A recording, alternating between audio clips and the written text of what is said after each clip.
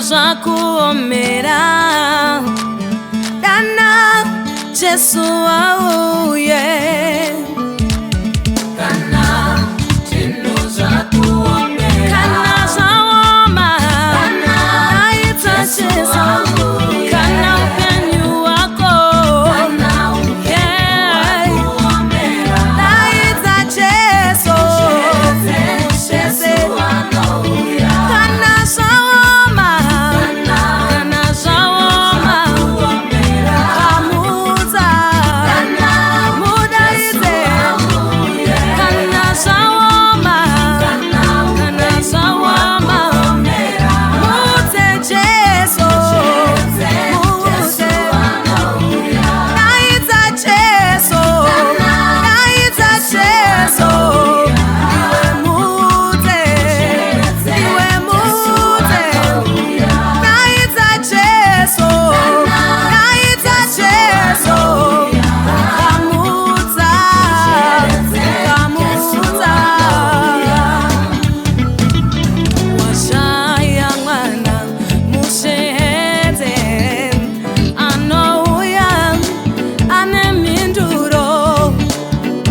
Ko urwere wauya mumba mako Naita Jesu anoporesa Zvinhu zvaoma Washaya pokubata mudane Anouya Maria una pokugara una musheheze anokupa Zvinhu zvaoma Washaya pekubata mudaite anouya Chikoro chanetsa iwe usikone Uza Jesu Uza Jesu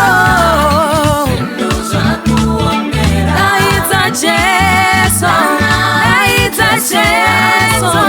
Naita Jesu Naita Jesu Naita Jesu Naita Jesu Naita Jesu Naita Jesu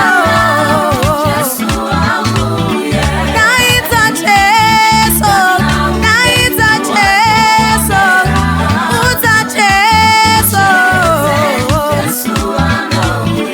Naita Jesu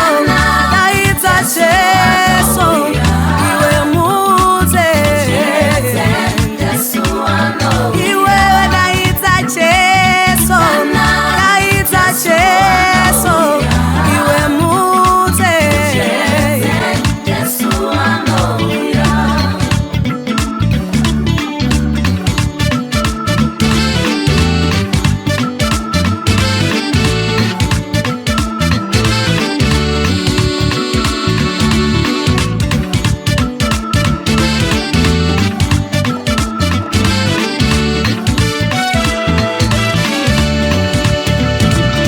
Murume anetsa mumba mako Uza Jesu aneminduro Nekuti ndiye akatakura zvese Kuzvishaya isarudzo yako Zvinhu zvakaoma chero zvakanaka Murumbidze anokunzwa Nokuti ndiye musiki wazvose Murumbidze anokunzwa Nyangwe zvakanaka Nyangwe zvakanaka Murumbidze Naita Jesu